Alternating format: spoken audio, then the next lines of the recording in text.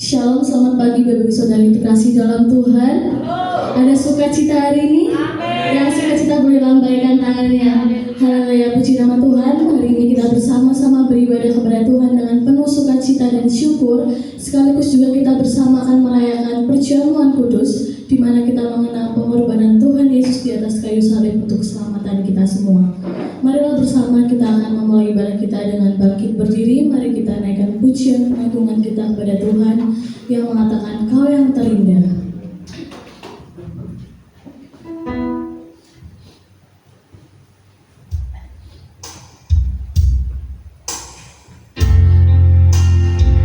Mari bersama-sama kita naikkan pujian kepada Tuhan. Sebab Yesus yang paling terindah dalam hidup kita. Dialah Yesus yang kita sembah, Dia yang seperti-Mu Tuhan.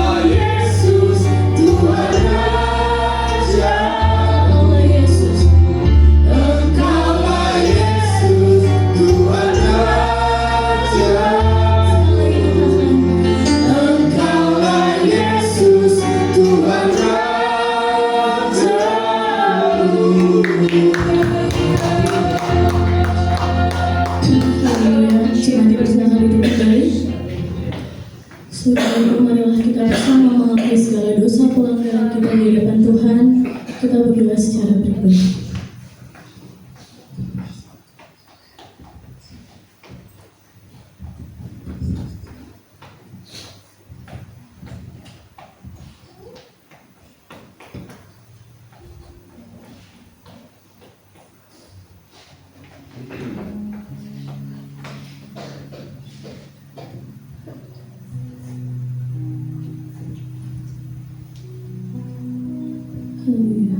Kami datang padamu Tuhan, inilah kami dengan segala kelemahan dan pelanggaran kami. Kami akui di hadapan-Mu, kami mohon ampun atas segala dosa pelanggaran kami yang telah kami perbuat. Kami percaya Engkau mengampuni dosa kami Tuhan. Kiranya Tuhan memberkati juga rangkaian ibadah kami dalam ibadahnya, biar nama-Mu saja yang dimuliakan Tuhan, biar nama-Mu saja yang dinaikkan dan selalu dapat bergolak di hadapan-Mu Tuhan. Terima kasih Tuhan. Kami naikkan doa di dalam kasih Tuhan, hanya di dalam nama Tuhan Yesus Kristus Juru Selamat kami sudah berdoa. Haleluya, amin. Simak diundang untuk bangkit berdiri kembali. Bagi saudara, ada pengampunan dan kelegaan kita ketika kita datang kepada Tuhan, amin. Saat ini kita mari bersama akan mengucapkan kebenaran firman Tuhan yang ada di dalam Mazmur 32 ayat 1-2. Mari bersama-sama. Berbahagialah orang yang mengampuni pelanggarannya, yang dosanya ditutupi. Berbahagialah manusia yang kesalahannya tidak diperhitungkan Tuhan, dan yang tidak berjiwa penipu. Mari bersama berikan salam damai dan berikan katakan damai Kristus besertamu.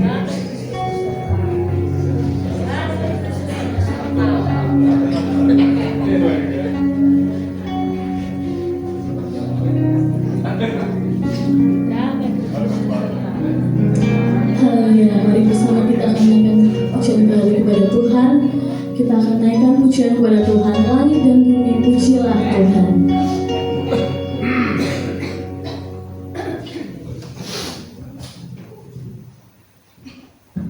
Mari bersama-sama berikan sorak-sorai kita kepada Tuhan.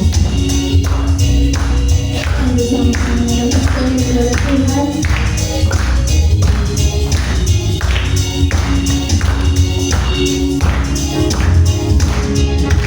Langit dan bumi, pujilah Tuhan, sebab Dia ciptakan semuanya.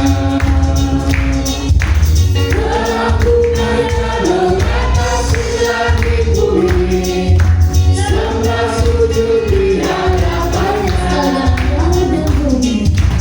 Langit dan bumi, pujilah Tuhan, sebab Dia ciptakan semuanya.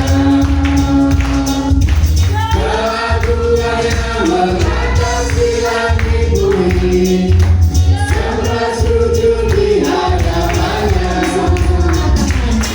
Ku puji, ku sembah, ku puji, ku sembah Yesus Kristus Sang Penebusku. Ku puji, ku sembah, ku puji, ku sembah Yesus Tuhan dan Rajaku. Haleluya, amin. Haleluya, amin. Haleluya, amin. Haleluya, amin. Sukacita katakan. Langit dan bumi, pujilah Tuhan. Haleluya.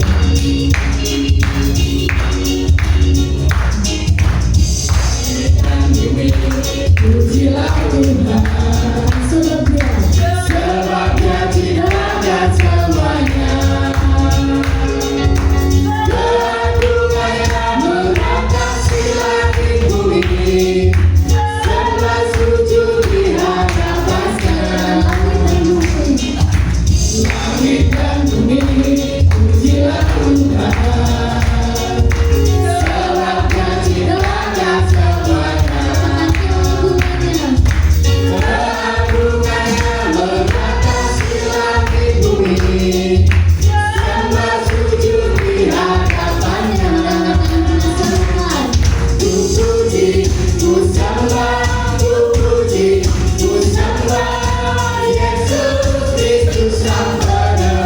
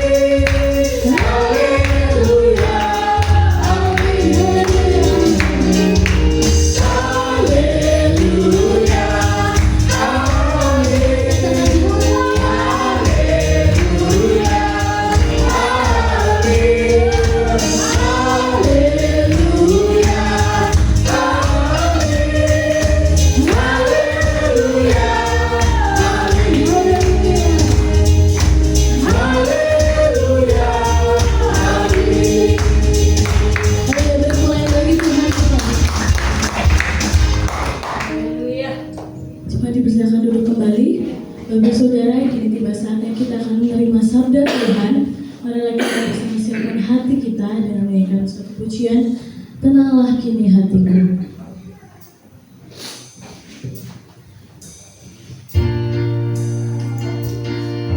Mari kita siapkan hati dan pikiran kita untuk Tuhan. Kita membawa hati kita untuk mendengarkan firman Tuhan. Kita naikkan pujian.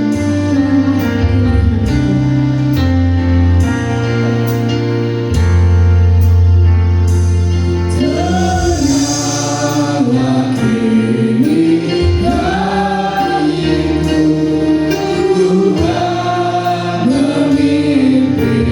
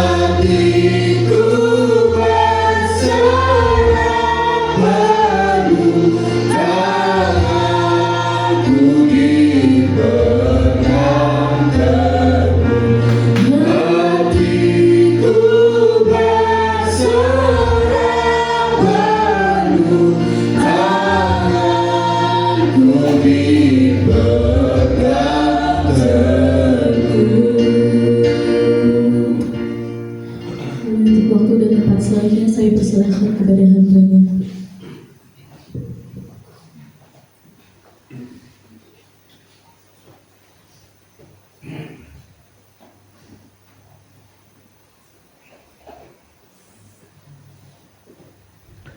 Mari kita bersatu di dalam doa. Bapa kami yang bertahta di dalam kerajaan surga, kami mengucap syukur ya Tuhan, oleh karena anugerah dan kebaikan-Mu kami ada sebagaimana kami ada. Dan pagi hari ini kami sudah memuji Tuhan, sudah menyembah Tuhan. Biarlah setiap pujian, penyembahan yang sudah kami lantunkan semuanya berkenan dan menyenangkan hati Tuhan. Sebentar kami akan duduk diam mendengarkan firman Tuhan. Kiranya Roh-Mu yang kudus mengurapi hamba-Mu, memberikan kami kekuatan, hikmat dan kemampuan yang dari Tuhan, sehingga hamba-Mu setia menyampaikan apa yang ingin Kau sampaikan kepada kami. Berfirmanlah ya Tuhan, karena kami siap untuk mendengarnya. Di dalam nama Tuhan Yesus Kristus, Juru Selamat kami sudah berdoa. Amin. Puji Tuhan, selamat pagi, shalom Bapak Ibu yang dikasihi Tuhan. Saya berharap kita semua dalam keadaan yang baik-baik saja. Amin. Puji Tuhan, pagi hari ini kita bisa beribadah dan muliakan nama Tuhan. Saya juga baru pulang tadi malam dari hari Kamis. Rekan hamba Tuhan, Pendeta Yosef Ruwondo meninggal, dipanggil Tuhan di rumah sakit Margono pas hari kenaikan Tuhan Yesus, dan rekan hamba Tuhan pelayanan dipanggil Tuhan juga di jam 4.30. Saya habis pulang dari kondangan Pak Tasdi di daerah Gua Lawa sana, langsung saya menuju ke sana Margono, langsung kita urus, suruh cepat diurus, pulang segera dimandikan, administrasi selesai, pulang. Lalu hari Jumat pagi saya berangkat ke Tanjung karena saya harus melayani, karena segala pemakaman, penghiburan diserahkan kepada majelis pimpinan wilayah. Kebetulan saya di situ ketuanya, dan saya berkoordinasi dengan ketua sekretaris bendara bagi tugas, dan akhirnya saya nginap. Kemarin Sabtu pagi penguburan selesai, Sabtu siang pulang lagi, dan sore sudah ada di rumah. Sampai hari ini puji Tuhan sehat selamat tanpa kurang sesuatu apapun. Nah, Bapak Ibu kasih Tuhan, pagi hari ini kita akan belajar firman Tuhan yang terambil dari bacaan Alkitab kita di dalam Injil Matius pasal 16. Nah, Injil Matius pasal 16 ayat yang ke-21 sampai dengan yang ke-27. Nah, tolong di next saja ya dari Saras Basanda. Nah, demikian firman Tuhan. Sejak waktu itu Yesus mulai menyatakan kepada murid-muridnya bahwa ia harus pergi ke Yerusalem dan menanggung banyak penderitaan dari pihak tua-tua, imam-imam, kepala, dan ahli-ahli Taurat, lalu dibunuh dan dibangkitkan pada hari ketiga. Tetapi Petrus menarik Yesus ke samping dan menegur dia. Katanya, Tuhan, kiranya Allah menjauhkan hal itu. Hal itu sekali-kali tak akan menimpa engkau. Maka Yesus berpaling dan berkata kepada Petrus, "Enyahlah iblis, engkau suatu batu sandungan bagiku, sebab engkau bukan memikirkan apa yang dipikirkan Allah, melainkan apa yang dipikirkan manusia." Lalu Yesus berkata kepada murid-muridnya, "Setiap orang yang mau mengikut aku, ia harus menyangkal dirinya, memikul salibnya, dan mengikut aku. Karena barang siapa mau menyelamatkan nyawanya, ia akan kehilangan nyawanya. Tetapi barang siapa kehilangan nyawanya karena aku, ia akan memperolehnya. Apa gunanya seorang memperoleh seluruh dunia tetapi kehilangan nyawanya? Dan apakah yang dapat diberikannya sebagai ganti nyawanya? Sebab Anak Manusia akan datang dalam kemuliaan Bapanya diiringi malaikat-malaikatnya. Pada waktu itu ia akan membalas setiap orang menurut perbuatannya." Nah, Berbahagialah setiap kita Bapak Ibu yang membaca firman Tuhan, merenungkan firman Tuhan, dan melakukan firman Tuhan dalam hidup kita. Nah, Bapak Ibu yang dikasihi Tuhan, tema firman Tuhan pagi hari ini adalah kenyamanan diri atau penyerahan diri.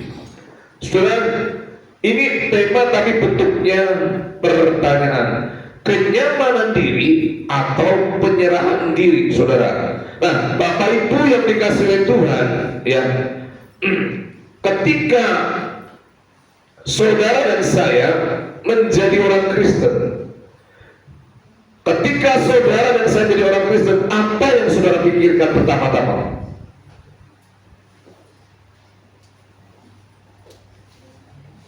Kesenangan diri kah? Saya menjadi orang Kristen supaya senang. Kenyamanan diri kah? Saya menjadi orang Kristen supaya nyaman. Oh enggak, Yesus tidak berjanji kalau jadi orang Kristen itu hidupnya nyaman. Pikul salib nanti kita lihat. Mari kita flashback. Mencari kenyamanan diri, ya, kesenangan diri, atau mencari berkat Tuhan yang melimpah. Wah, saya mau jadi pengikut Kristus supaya saya diberkati Tuhan dengan melimpah ruah.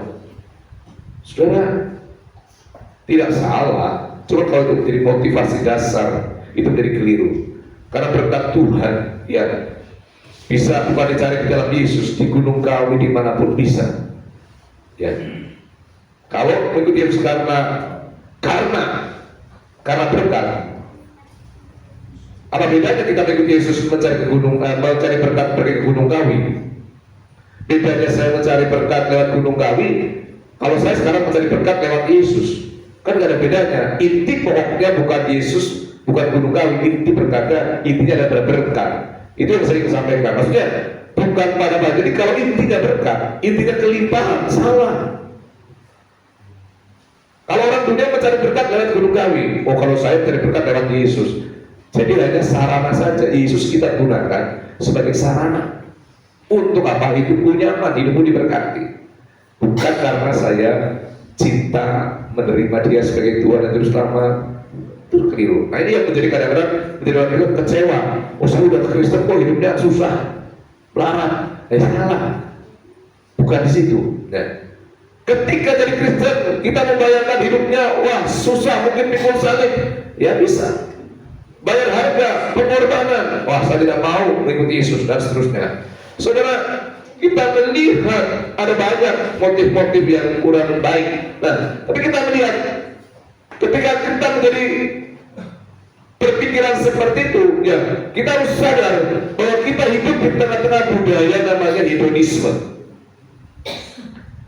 Hidup di tengah-tengah budaya yang namanya hedonisme. Hedonisme itu apa? Hedonisme itu adalah sebuah paham yang mengedepankan kesenangan, kenyamanan, termasuk dalam pelayanan. Jadi pendeta supaya nyaman, jadi pendeta supaya saya punya gaji, punya rumah, tidak perlu bekerja, dapat uang. Motif-motif seperti inilah yang Tuhan katakan tidak baik, tidak benar. Hedonisme, jadi mengedepankan kesenangan, kenyamanan, termasuk dalam pelayanan, carinya yang nyaman. Cari tempat yang basah, cari tempat yang gajinya besar, cari tempat yang jemaatnya banyak, cari jemaat yang mungkin perbuahannya gede dan sebagainya. Hanya untuk memikirkan kenyamanan diri sendiri. Maka dikatakan penyerahan diri atau kenyamanan diri, kata Tuhan. Saudara Bapak Ibu yang dikasihi oleh Tuhan, harapan hedonisme sebenarnya sudah ada sejak filsafat Yunani kuno, yang intinya sekali lagi hal-hal yang mendewakan kenikmatan. Nah, atau yang kedua ini narsisme, meletakkan diri sebagai sorotan. Jadi orang yang kepengen selalu apa-apa itu nomor satu, ya narsisme. Tahu lah ya. Jadi orang yang meletakkan diri sebagai sorotan, cara ngeceknya gampang orang narsisme itu, ya. Pada waktu saudara foto bersama, nih berapa orang foto cetek, Wah, yang dilihat, yang di-zoom foto kita pasti kan, wih jelek.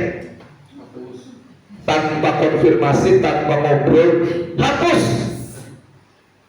Karena fokusnya ke siapa? Iya, nggak urusan dengan orang lain, yang penting itu hasilku bagus.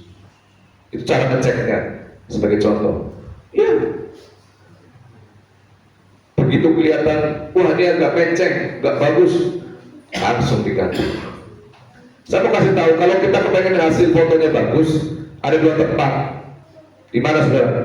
Kamar. Di Kamar. kamar. Di mana lagi? Yang suka narsis, suka foto, kepengen tempatnya bagus di mana? Supaya hasil foto kita bagus, di mana? Satu, di tempat yang bagus. Amin. Kedua, fotolah di samping saudara orang yang jelek semua. Pasti hasilnya paling bagus. Jangan saudara foto di samping orang yang paling cantik. Bolak-balik di foto pasti bilang, ini hasilku alam banget, jelek banget. Ya, saudara saya tidak mau berkata apa-apa, karena di samping saudara orang yang lebih bagus.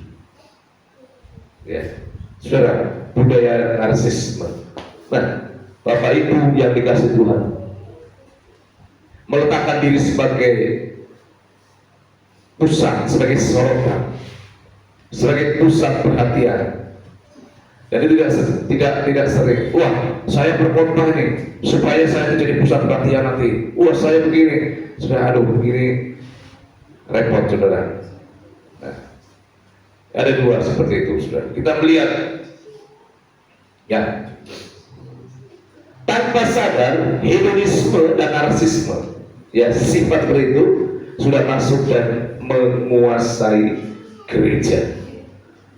Maka kadang-kadang kita melihat ibadah, ya dalam ibadah itu, ibadah dalam gereja-gereja cenderung apa ini?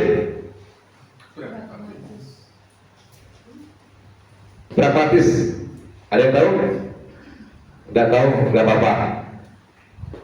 Jadi ibadah yang pragmatis itu kalau ke gereja, ibadah harus pulang membawa sesuatu. Kalau bisa di gereja makan, pulang bawa. Dan di gereja suka mendengarkan khotbah-khotbah yang motivasional, yang lucu, yang praktis, yang tidak sulit-sulit. Ya, itu pragmatis. Gereja sangat betul. Karena apa alasannya? Saya dari Senin sampai Sabtu udah sulit, nggak mau mikirin yang rumit-rumit. Amin. Amin. Ya seperti itu. Khotbah yang lucu itu lebih laris daripada khotbah yang bisa membangun iman. Jadi yang entertain, ya. Saudara. Ibadah pulang membawa suatu hal-hal yang mungkin menyenangkan bagi kita semuanya. Ya. Jadi dengar khotbah yang sifatnya motivasi, dengar khotbah yang sifatnya mungkin menyenangkan, ya, supaya hidupnya terhibur. Ya, jadi kita gereja cari hiburan, ya, bukan cari firman. Sifatnya mungkin atraksional sekarang dalam gereja. Gereja yang menekankan entertainment, ya, menghibur, atau gereja ramai, beri apa saja yang jemaat inginkan seperti supermarket. Nah, udah banyak gereja sekarang bersaing di gereja-gereja kota-kota besar. Jadi bagaimana supaya jemaat kita banyak? Kalau bisa datang kasih snack, pulang dikasih amplop, jangan ditarik persembahan. Wah, punya kasih khotbah yang lucu. Firman Tuhan yang penting lucu, yang penting bisa menghibur. Tetapi dia tidak punya akar yang kuat, tidak punya pondasi yang kuat, ya, pengetahuan tentang firman Tuhan, jadi tidak kuat. Nah, Bapak Ibu yang dikasih oleh Tuhan, ini jadi seperti ini. Yang ketiga, antroposentris, berpusatkan diri sendiri pada manusia. Ibadah itu untuk memuaskan diri kita. Nah, saya mau tanya, kalau kita ibadah itu kita yang senang apa Tuhan yang senang sebenarnya? Tuhan. Tapi kenapa kita kalau ibadah itu memikirkan, aduh saya ibadah di sana kok nggak pernah senang ya? Saudara tidak pernah memikirkan kalau ibadah itu bagaimana membuat hati Tuhan senang, tapi ibadah membuat diri kita itu yang senang. Amin. Ini konsep yang keliru. Ibadah itu membuat Tuhan yang senang, karena kita sedang memberi, beribadah, menyembah kepada Tuhan. Nah, kalau antroposentris sendiri ibadah untuk memuaskan diri kita, ya, dengan puji-pujian yang mengenai, wah, kalau saya di sana itu, waduh, pujiannya bagus, luar biasa, musiknya bagus, luar biasa, diri kita yang disenangkan.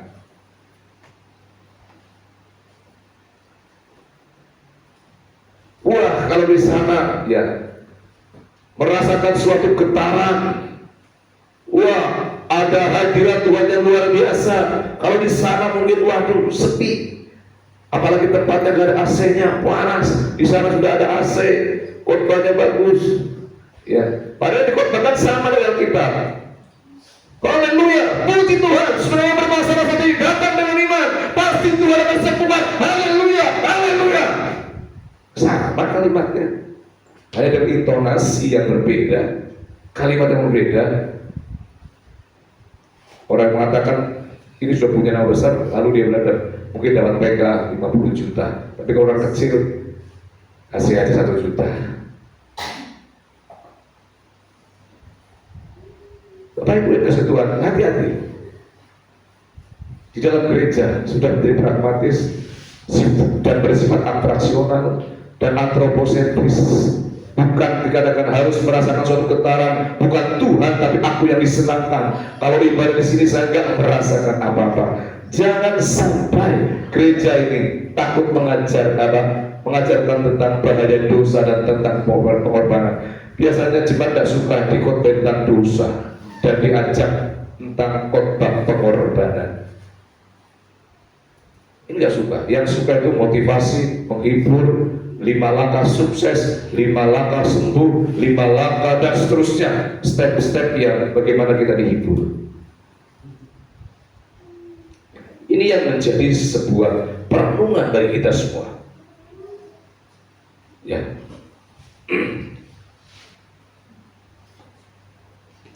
Bagaimana sekarang gereja?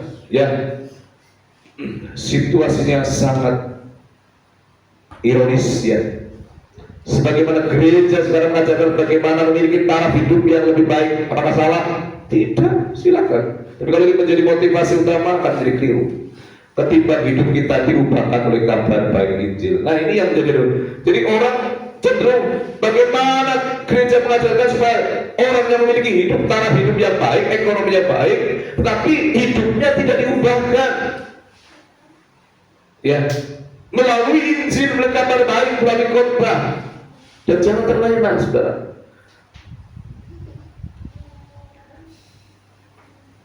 Yesus sudah mengajarkan miskin jadi kaya, sakit jadi sembuh.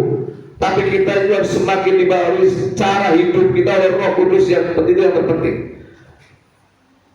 Apa kita kaya dan kita memuliakan Tuhan? Apa kita diberkati dan kita memuliakan Tuhan? Itu menjadi sebuah pertanyaan yang penting dalam kehidupan kita. Ya. Jadi ini diubahkan. Yesus mau bukan perubahan secara ekonomi, tapi perubahan hidup, pertobatan ya di dalam batin kita. Amin. Bukan ini. Kalau mau miskin jadi kaya nggak usah ke Yesus, nggak usah. Miskin jadi kaya ya kerja keras, ya kan, usaha yang betul, jangan malas, ya. Cari binatang yang bisa cari kekayaan, babi, ngepet, dan sebagainya, itu kaya. Tapi kalau ini, waduh enggak, ini menjadi keliru. Sehingga banyak orang Kristen yang kecewa. Saya sudah ibadah, saya sudah doa, saya sudah tapi kok nggak kaya sukses? Salah. Kamu ya kerja, kamu harus cari dengan cara bekerja dan sebagainya. Rajin, mengumpulkan. Bukan doa itu ya memang harus, iman harus. Tetapi kalau kita hanya berpaku pada Yesus, saya sudah mengangkat tangan, kiranya kau turun tangan, itu kan doa kita. Tapi usaha kita apa? Amin. Usaha kita apa? Nah, ini apa nih? Setiap orang yang mau mengikut aku, ya harus apa? Dan memikul salib dan mengikut aku. Ada yang ayatnya favorit ini? Ayat favorit saudara apa coba?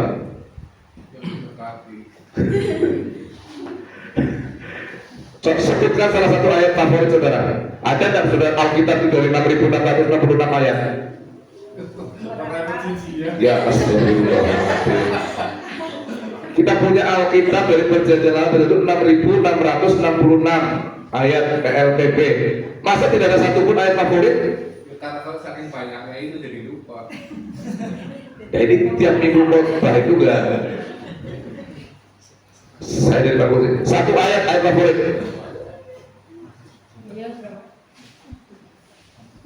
Dari segi satu ayat favorit. Filipi 4 ayat 4. Apa itu? Bersukacitalah senantiasa di dalam Tuhan, sekali lagi dikatakan bersukacitalah. Ya. Amin. Itu supaya kita senang kan? Ya. Ya bersukacita terus kan? Bagus, tidak apa-apa teman ayat itu nggak apa-apa nggak ada yang sini sebelah sini. Ada nggak ayat favorit? Makanan favorit apa? Pakaian favorit punya, makanan favorit punya, rumah makan favorit punya, ayat yang favorit? Gitu kok minta Tuhan berkati saya dengan berlimpah-limpah. Ayat satu aja dari nyantel. Nah gitu misalnya gitu loh. Kan gampang banget gitu. Ayat. Pernah baca Alkitab? Karena Tuhan adalah gembalaku, dapat kekurangan aku. Ya. Nah, itu. Favorit juga kan? Mazmur 23 itu. Iya. Takkan kekurangan aku. Banyak lah. Tapi ini loh. Mau udah jadi ayat favorit ini. Setiap orang yang mau mengikut aku Yesus, ia harus menyangkal dirinya, memikul salibnya dan mengikut aku. Ini jangan Tuhan, ini ayat ini untuk Tuhan saja lah. Amin. Amin. Iya, jadi ada bagian-bagian Alkitab yang memang tidak cocok untuk kita. Amin. Iya, cocoknya untuk sana. Kalau berkatnya semua cocok. Oh ya, semua berkat cocok. Wah, berkati aku Tuhan dengan melimpah ruah, jadikan saya Tuhan kepala bukan ekor, jadikan saya di atas bukan di bawah, jadikan saya Tuhan pemimpin bukan dipimpin, jadikan saya itu orang semacam-macam. Tapi begitu ayatnya kayak jangan Tuhan, yang itu jangan, berkatnya saja. Saudara, ini ayat luar biasa. Nah, setiap orang yang mau mengikut aku, episo, mau LT, usah diapalin, ya, itu dikatakan pergi di belakangku. Jadi ayat itu sudah menjelaskan bahwa setiap orang yang mengikut Yesus, Yesus itu yang di depan, kita yang di belakang. Gampang aja gitu, amin. Bukan kita yang di depan, Yesus yang di belakang. Maka dikatakan di sini, setiap orang yang mengikut aku, opiso, OLT, pergi di belakangku. Nah, orang Kristen banyak di depannya Tuhan. Tuhan, saya punya program begini loh, saya punya keinginan begini loh Tuhan, kabulkanlah. Amin. Tapi yang benar begini, mengikut Yesus di belakangku, aku yang di depanmu yang memimpin. Pemimpin, saudara. Di dalam perikop ini sebenarnya paralel ya dengan yang Yesus pernah Yesus menegur dengan Petrus dalam ayat 23 sebelumnya ini, bahwa karena Petrus tidak setuju jika Yesus dibunuh, dikatakan hupaku, opiso ego, pergilah di belakangku, hai iblis. Petrus dibilang iblis karena apa? Iblis masuk di dalam dirinya Petrus, menghalangi ya rencana Tuhan lewat Petrus. Karena apa? Karena dikatakan Petrus tidak setuju, katanya Yesus kan mau pergi ke Yerusalem, ke sana tuh mau dibunuh, mau disalib. Petrus tidak setuju, jangan begitu Tuhan. Ini kan gak bagus. Loh Petrus, kamu mundur, kamu di belakangku, jangan menghalangi rencana Tuhan. Tapi rencana Tuhan itu udah bagus, masa mati? Itu kan logikanya Petrus sebagai murid Tuhan mau cari yang enak kan? Amin. Gak bisa. Tapi Tuhan katakan, kamu sepertinya rohani, tapi kamu iblis. Kamu sepertinya baik, tapi kamu iblis. Katanya. Bayangkan, itu kalau Petrus jadi gembala, kalau Tuhan jadi gembala gitu, jemaatnya bubar. Setiap jemaat yang iblis, benar repot kan? Keras banget begitu. Nah, tapi inilah perkataan Tuhan Yesus yang tidak tedeng-aling-aling, belaka suta. Ya, dikatakan, ayo pergi di belakangku. Nah, sekali lagi paralel dengan Yesus yang menegur Petrus dalam ayat 23a, karena Petrus tidak setuju jika Yesus dibunuh. Ya, pergilah di belakangku iblis yang menghalangi rencana Tuhan lewat Petrus, karena aku yang memimpin kamu. Aku mau pergi ke Yerusalem, mau mati di sana. Ya. Seringkali kita mengikut Kristus, tapi kita yang memimpin di depan. Sadar tidak? Saudara dipimpin Yesus, dipimpin Tuhan, apa saudara memimpin Tuhan? Halo? Jelas tidak sih pertanyaan saya? Dipimpin Tuhan ya? Tuhan, pujian dari Tuhan, pimpinlah aku kan? Atau mungkin pujian dari pimpinlah aku, ya Yesus, gitu kan? Di sepanjang jalan hidupku, firman-Mu bagaikan suluh, agar ku tak sesat di jalan. Nah, kita lihat seringkali kita mengikut Kristus, tapi kita yang memimpin di depan, Yesus di belakang, ganti posisi. Aku yang di depan.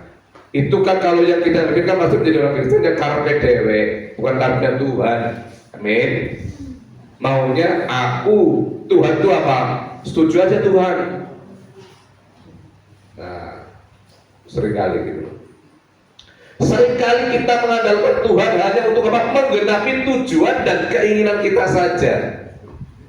Jelas? Memakai Tuhan, mengandalkan Tuhan, tapi supaya Tuhan itu menggenapi keinginan kita. Wah, saudara,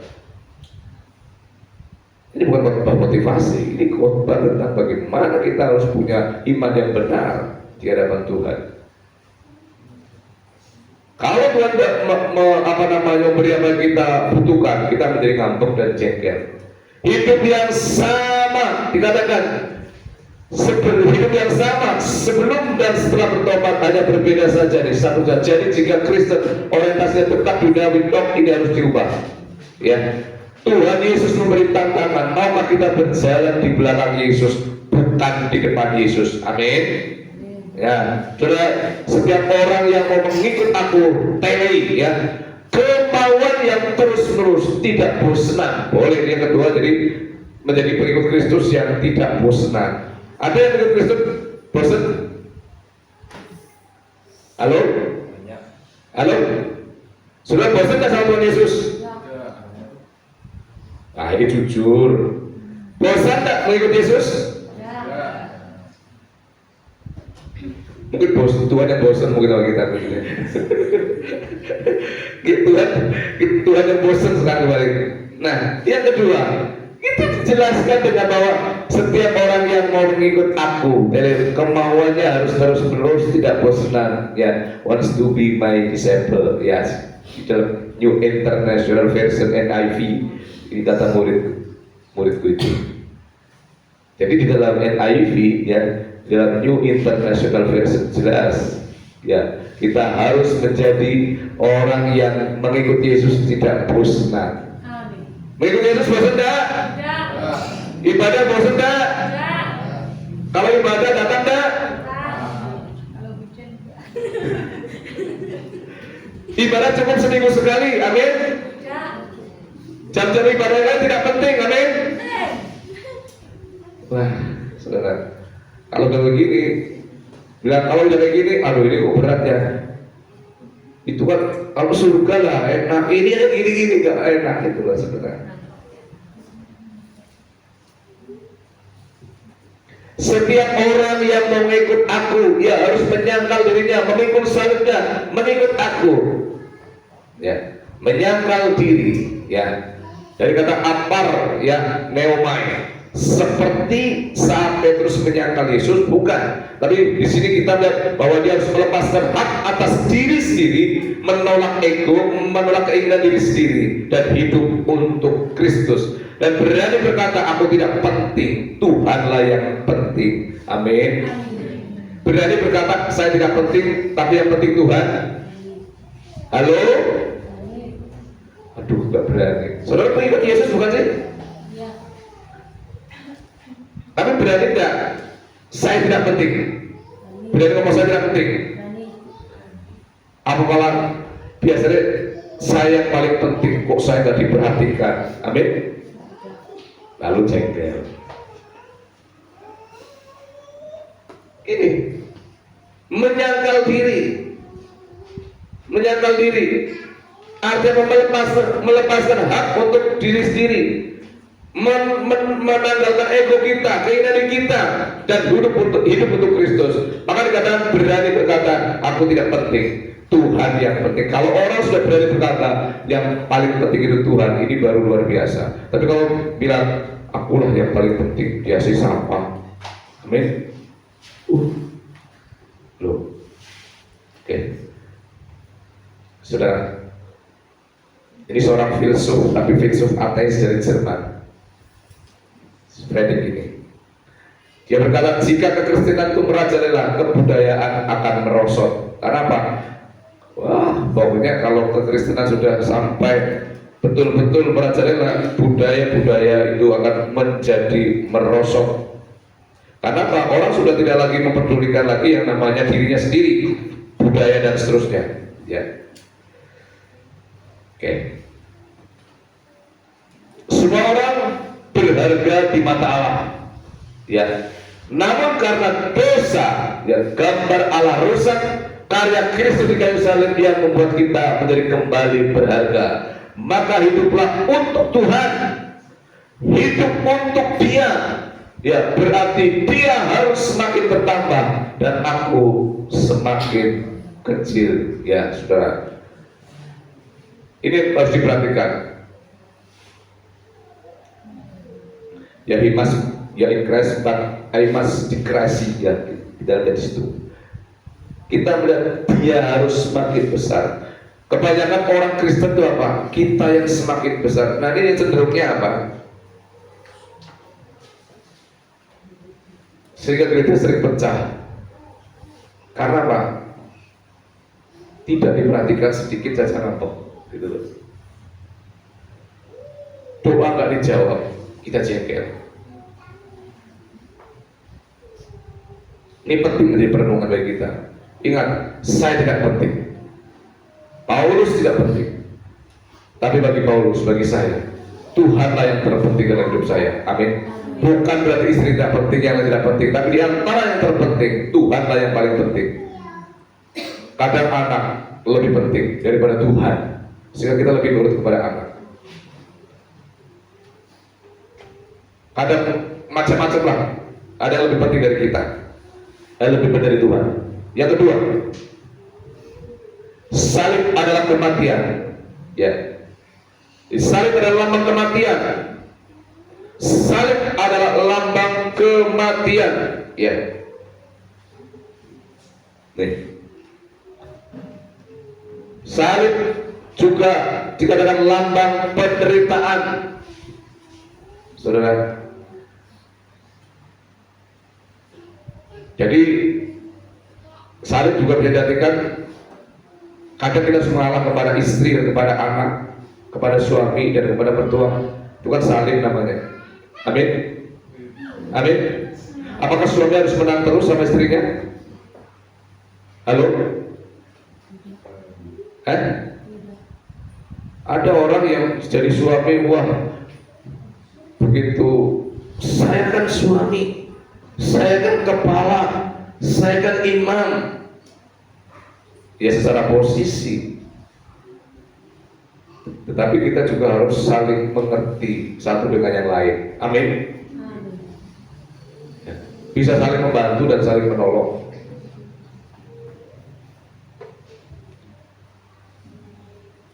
Ada yang saling punya suami? Gak berani, jangan di sini. Ada yang saling punya istri? Ada. Ada yang saling punya anak? Semua itu bisa jadi salib dalam hidup kita ya. Dan salib itu salibnya kita ya, bukan kita nggak pikul salibnya Tuhan Yesus ya. Tuhan Yesus salibnya di Golgota dipikul sendiri. Salib kita itu ada salib istri yang tidak taat, ada salib suami yang terlalu arogan, ada salib anak yang angel diomongi, ada salib apa lagi? Mertua, ada salib menantu, ada salib kalau kreditan bukan, itu salib buatan sendiri. Oke, ada salib tetangga, macam-macam ya. Jadi dipikul. Jadi kesimpulannya, ya salib itu siap mati bagi Kristus dan siap menderita bagi Kristus. Amin. Ya, jadi tak usah takut menderita karena Tuhan. Nah, saudara, kadang-kadang, iya masih, takut kadang-kadang. Ya, ketiga, terakhir, mengikut senantiasa. Jadi katakan, mengikut Yesus, menyangkal diri dan mengikuti senantiasa. Mengikut aku dalam susah, ya, dan senang. Tidak manis dan semangat di awal, tapi lama-lama meredup. Mengikut Tuhan Yesus itu harus dalam susah dan senang senantiasa. Ada kalanya kita diberkati, ada kalanya berkat itu juga agak susah. Betul, amin? Tetapi jangan bosan mengikut Yesus. Jangan tinggalkan Yesus. Karena apa?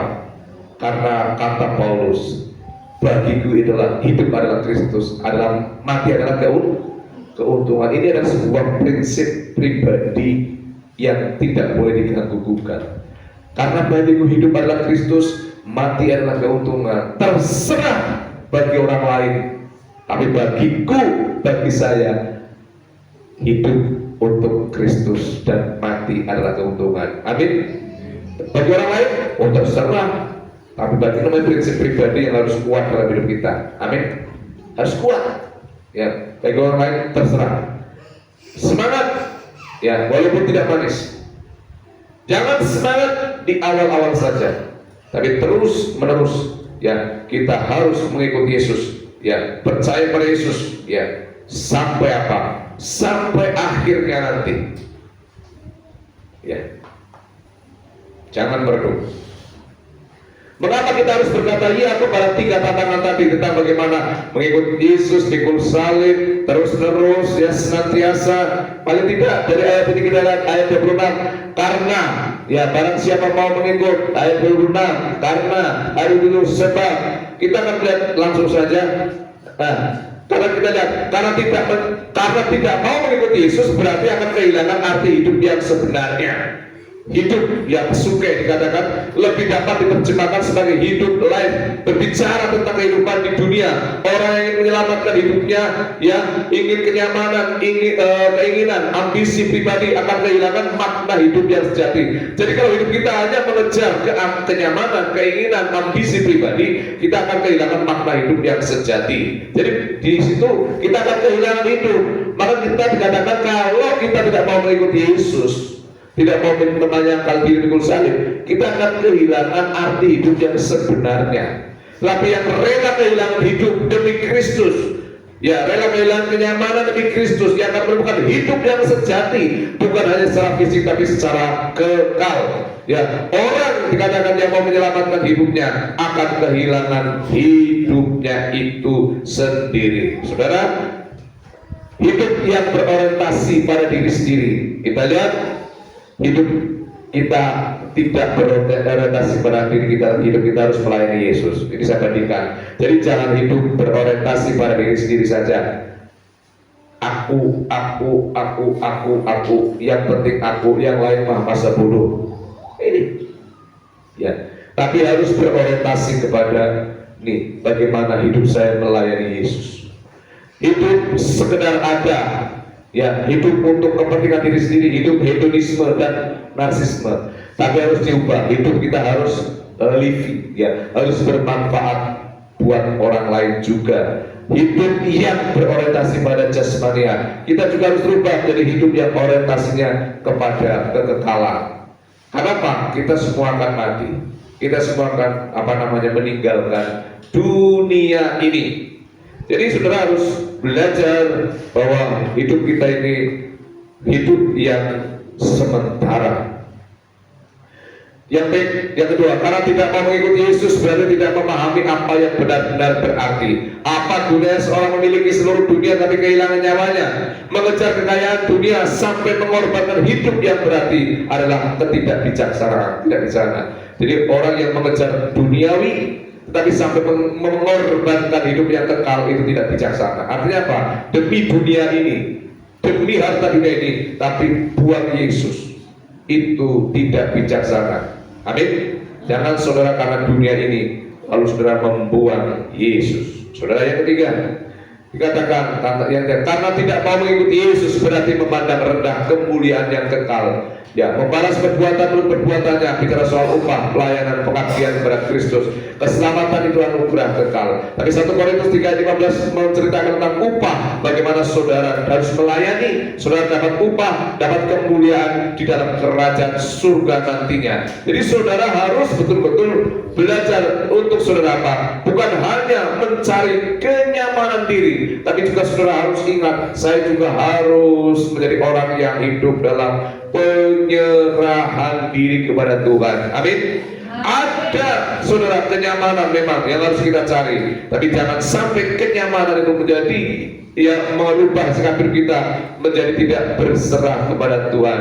Pertanyaannya, penyerahan diri atau kenyamanan diri yang kita cari di dalam kita mengikuti Yesus dalam konteks ini ya. Dalam konteks ini penyerahan diri kepada Yesus atau kenyamanan diri di dalam mengikuti Yesus. Bedakan. Di dalam saudara mengikuti Yesus, saya ulangi, mencari kenyamanan diri atau menyerahkan diri. Karena saya tahu di dalam kitab Yesus ada banyak ketidaknyamanan. Amin. Tapi saudara harus kuat, harus teguh, karena saudara adalah orang-orang yang dipilih, dikasih oleh Tuhan. Saudara orang yang sudah punya hidup yang kekal.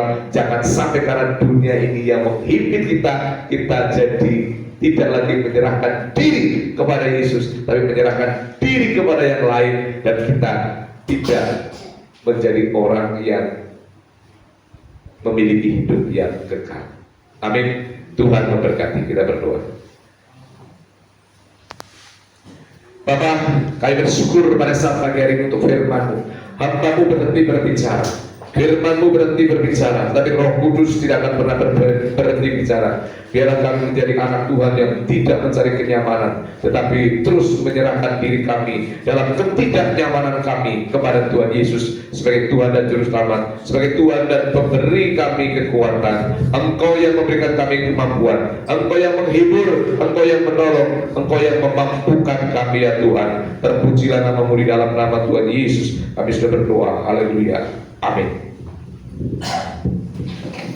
Mari kita bangkit berdiri, kita akan bersama menyatakan iman percaya kita menurut pengakuan iman rasuli demikian.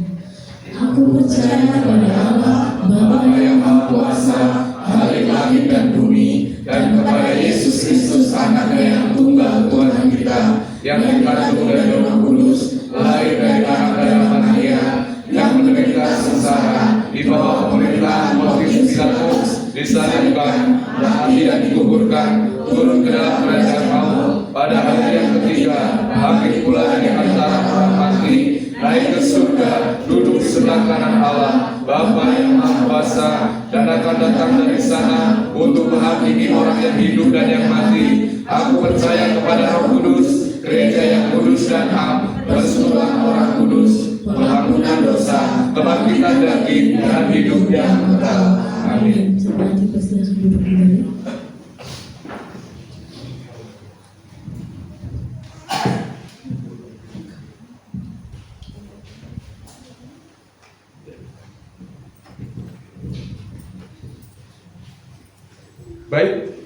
Baik Bapak Ibu yang dikasihi oleh Tuhan, kita akan masuk dalam sakramen perjamuan kudus.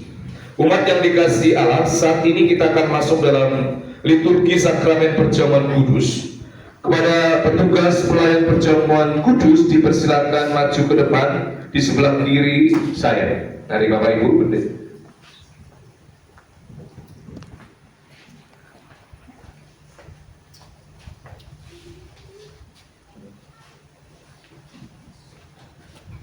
Bapak Ibu yang dikasihi oleh Tuhan, perjamuan kudus adalah sebuah peringatan akan kematian dan pengorbanan Tuhan Yesus bagi umat manusia di dunia. Roti dan anggur merupakan suatu tanda materai dari tubuh dan darah Kristus yang telah dikorbankan bagi penyelamatan umat manusia.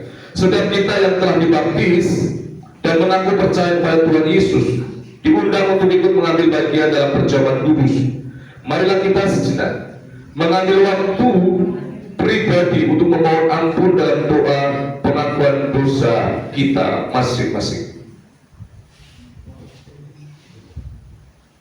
Bapa Surgawi, kami memohon ampun atas segala dosa dan pelanggaran kami. Layakkan kami untuk bersekutu dengan tubuh dan darah-Mu yang maha suci. Amin.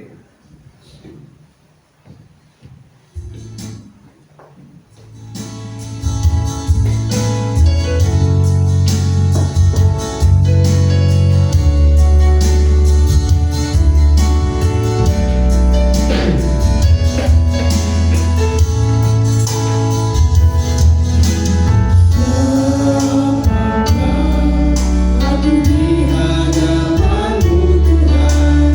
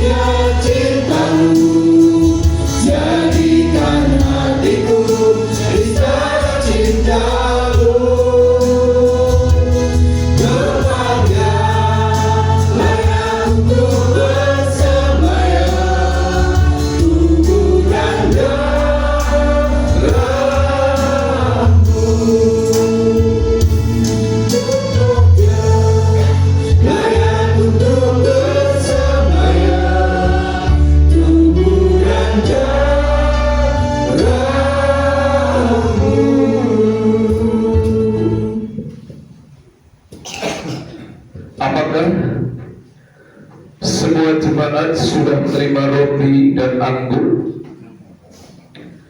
Jika belum, petugas akan mengantarkannya. Sudah semua ya? Bapak Ibu dan jemaat yang dikasihi oleh Tuhan, angkatlah roti ini lebih tinggi dari kepala kita sebagai lambang penghormatan kita dan penundukan diri kita kepada Tuhan Yesus Kristus, serta dengarkanlah firman Tuhan. Sebab apa yang telah kuteruskan kepadamu telah aku terima dari Tuhan, yaitu bahwa Tuhan Yesus pada waktu malam, waktu ia diserahkan, mengambil roti dan sudah itu ia mengucapkan syukur atasnya. Ia memecah-mecahkannya dan berkata, inilah tubuhku yang diserahkan bagi kamu, perbuatlah ini menjadi peringatan akan aku. Bukankah roti yang kita pegang atasnya adalah persekutuan dengan tubuh Kristus? Amin. Marilah kita makan bersama-sama dalam nama Tuhan Yesus.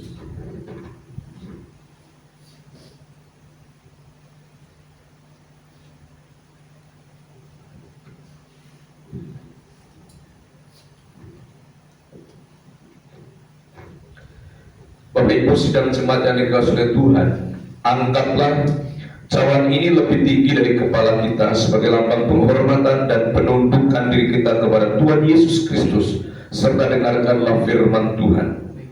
Demikian juga ia mengambil cawan sesudah makan, lalu ia berkata, cawan ini adalah perjanjian baru yang dimeteraikan oleh darahku.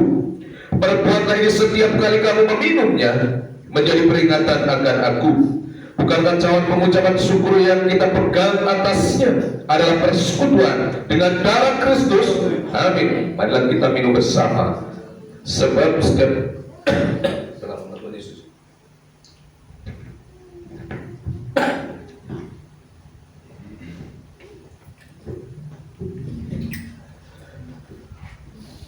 Sebab setiap kali kamu makan roti ini dan minum ini, cawan ini, kamu memberitakan kematian Tuhan sampai ia datang. Marilah kita menyanyikan doksologi, pujilah Khalik semesta.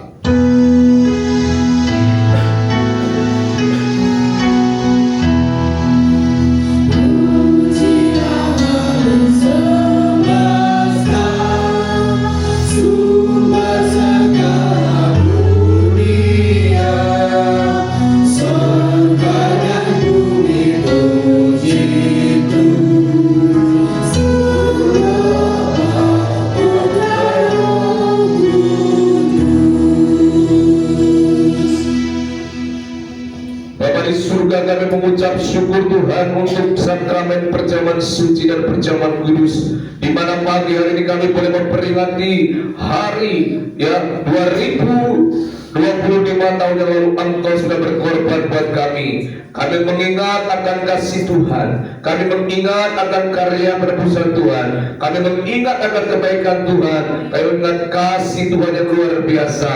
Melalui tubuh dan darah-Mu hidup kami menjadi tebus, melalui tubuh dan darah-Mu hidup kami diselamatkan. Dalam nama Tuhan Yesus kami sudah melakukan perjamuan kudus. Haleluya, amin.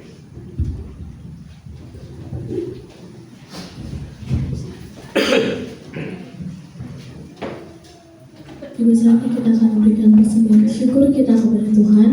Untuk persembahan dijalankan, kita naikkan pujian sungguh ku bangga Bapa.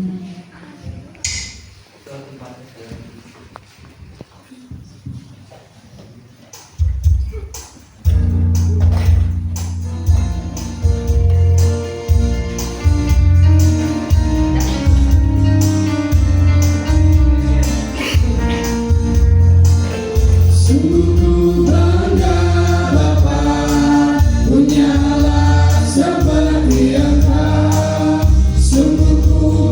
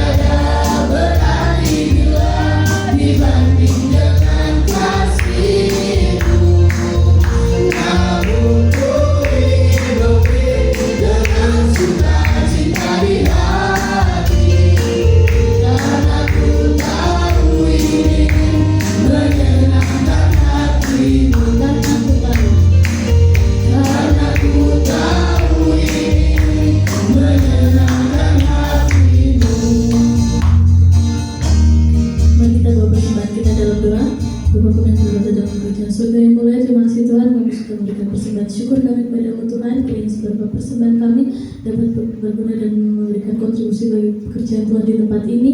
Tuhan memberkati tangan-tangan sudah memberi dan para pelayan pada hari ini. Tuhan, terima kasih Tuhan. Kami nyatakan doa di dalam kasih Tuhan, hanya dalam nama Tuhan Yesus Kristus, Juru Selamat kami sudah berdoa. Haleluya, amin. Tuhan Yesus memberkati persembahan Bapak Ibu Saudara sekalian. Untuk selanjutnya saya akan membacakan warta sepekan.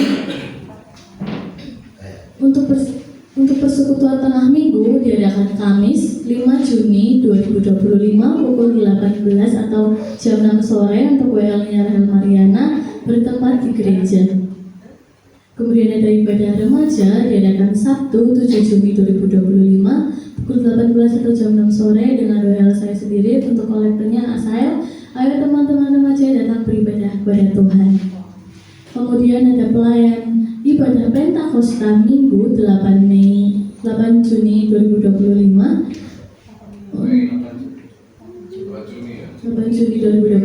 pukul 8 pagi untuk pelayan firman ada Saudara Megas. Untuk WL-nya Bapak Sabarno, Singer Ibu Yohanes dan Saudari Tania, Asyarnya Bapak Ibu Marsono dan LCD Saudara Ius. Untuk yang berulang tahun pada bulan Juni nanti diharapkan maju ke depan untuk didoakan. Kemudian kita akan berdoa syafaat dan menerima doa berkat dari gembala. Dipersilahkan. Ya, yang berulang tahun di bulan Juni ada? Mari maju ke depan.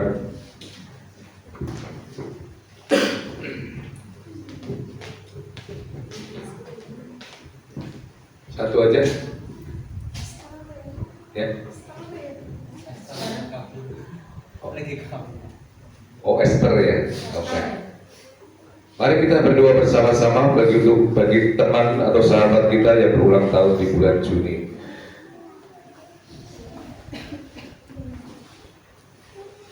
Bapa di surga, pada saat pagi hari ini kami berdoa untuk jemaat Tuhan yang berulang tahun, Saudari Aisyah dan Saudari Esther, anak Esther yang berulang tahun di bulan Juni ini. Kami bersyukur karena penyertaan Tuhan sepanjang 1 tahun yang begitu luar biasa sudah menyertai Saudari Aisyah maupun Saudari anak Esther.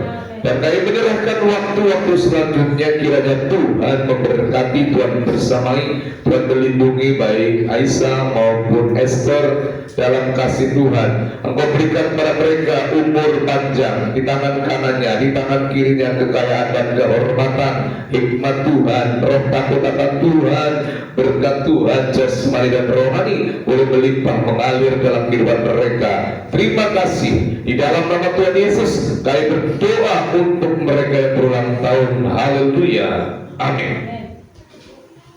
Silakan kembali ke tempat. Sebelum berdoa untuk doa syafaat dan doa berkat, Bapak Ibu, nanti kita akan jalan ke Balai Mas Kumambang, Promotor. Bagi Bapak Ibu yang tidak ada kendaraan, saya menyediakan 1 kendaraan mobil, nanti saya ambil tempatnya Mas Sarmo. Jadi kalau usah takut, yang tidak ada kendaraan, tidak ada motor, masuk ke mobil yang saya bawa nanti. Jadi silakan, cuman bawa uang 2.000 sama 5.000 yang untuk masuk. Kalau yang nggak bawa mobil ya nggak usah bawa parkir, akhirnya udah bawa mobil ya. Tapi alangkah baiknya uangnya dibawa, jangan di rumah ya, supaya tidak hilang ya, dibawa. Seperti itu pengumumannya. Nanti kita semua akan datang sama-sama menikmati plesir, rekreasi, membuang jenuh, membuang suntuk yang kita rasakan ya. Selama ini mungkin kita bekerja, selama ini mungkin kita melakukan aktivitas pekerjaan. Jadi hari ini kita bersama-sama refleksi, bersama-sama plesir, bersama jalan-jalan. Di sana tidak ada ibadah, yang ada ngobrol, jalan-jalan, ya bersuka cita bersama-sama. Oke, seperti itu. Kita akan berdoa dan bersyafaat bersama-sama. Bapa kami yang di surga, pada saat pagi hari ini kami mau menaikkan doa syafaat kami kepada Tuhan Yesus Kristus. Tuhan dan Juru Selamat kami yang hidup. Pertama kami berdoa menyerahkan kepada Tuhan Yesus negara kami Indonesia yang tercinta. Diberkatilah Indonesia Tuhan, supaya para pemimpin kami dari pusat hingga daerah diberkati oleh Tuhan. Mereka menjadi pemimpin yang membawa Indonesia kepada kesuksesan dan kemajuan. Tuhan memberikan kepada mereka hati yang melayani kepada masyarakat, hati yang ingin memajukan Indonesia.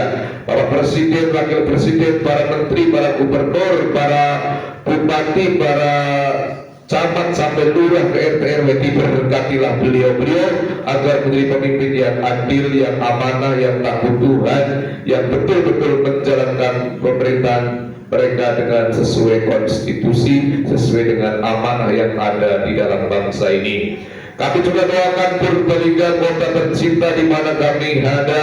Kami doakan Purbalingga, Bapak Bupatinya, Wakil Bupatinya, dengan seluruh Forkompindanya, agar mereka menjadi pemimpin yang arif, adil, bijaksana, pemimpin yang memajukan kota Purbalingga. Sertai beliau, berkati beliau di dalam memimpin Purbalingga tercinta, sehingga Purbalingga menjadi adil, makmur, sejahtera, dan betul-betul Purbalingga diberkati oleh Tuhan.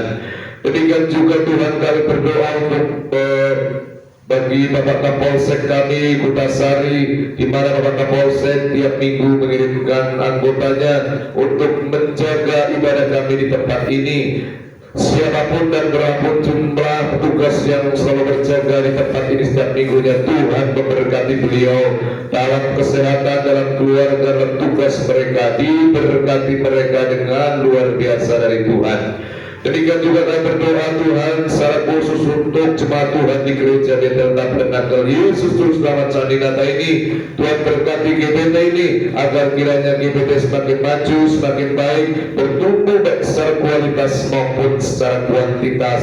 Kebutuhan kami sound system yang sedang kami doakan dan sedang mengumpulkan dana, kami percaya tepat pada waktunya sound system terbeli. Demikian juga seluruh jemaat di tempat ini, mereka yang sudah bekerja, diberkati pekerjaan mereka, yang sedang mencari pekerjaan, diberkati pekerjaan mereka, yang ada di luar kota, yang ada di luar daerah, oleh karena pekerjaan, oleh karena mungkin mereka juga sudah bekerja, Tuhan melindungi mereka, memberkati dan membersamai mereka. Demikian juga Tuhan kami berdoa untuk seluruh jemaatmu supaya semuanya rukun, semuanya sehat, semuanya diberkati Tuhan, yang sakit disembuhkan, yang lemah iman dikuatkan, anak-anak mereka yang masih sekolah di TK, SD, SMP, SMA, dan di bangku kuliah sekalipun, Tuhan membersamai, Tuhan memberkati mereka, kesuksesan, keberhasilan turun atas mereka semuanya. Kami juga berdoa ya Tuhan untuk menyerahkan acara sebentar lagi untuk kami akan refreshing di Balingga Mambang Purwokerto. Tuhan jagai perjalanan kami sehat, baik pulang maupun pergi, bersukacita bersama, nama Tuhan dipermuliakan. Tuhan kami mau tetap berada di belakangmu dan mengikutimu, dan hidup kami seturut dengan kehendak Tuhan. Ajarilah kami dan mampukan kami, bukan kami yang memimpin Tuhan, tapi Tuhan yang memimpin hidup kami. Inilah doa kami yang kurang sempurna, dan kami akan sempurnakan dengan doa yang diajarkan oleh Tuhan Yesus Kristus kepada kami dengan doa Bapa kami. Bapa kami yang di surga, dikuduskanlah namamu, datanglah kerajaanmu, jadilah kehendakmu di bumi seperti di surga. Berikanlah kami pada hari ini makanan kami yang secukupnya, dan ampunilah kami akan kesalahan kami, seperti kami juga mengampuni orang yang bersalah kepada kami. Dan janganlah membawa kami ke dalam pencobaan, tetapi lepaskanlah kami daripada yang jahat, karena Engkau yang punya kerajaan dan kuasa dan kemuliaan sampai selama-lamanya. Amin. Jemaat Tuhan diundang untuk bangkit berdiri bersama-sama. Arahkanlah hatimu kepada Tuhan, jemaat Tuhan, dan pulanglah kita semua akan diutus menjadi saksi-saksi Kristus, dan terimalah berkat Tuhan pada pagi hari ini. Tuhan memberkati engkau dan melindungi mengampuni engkau. Tuhan menyinari engkau dengan wajah-Nya dan memberi engkau kasih karunia. Tuhan menghadapkan wajahnya kepadamu dan memberi engkau damai sejahtera dari sekarang sampai selama-lamanya. Dalam nama Bapa dan Putra dan Roh Kudus. Amin.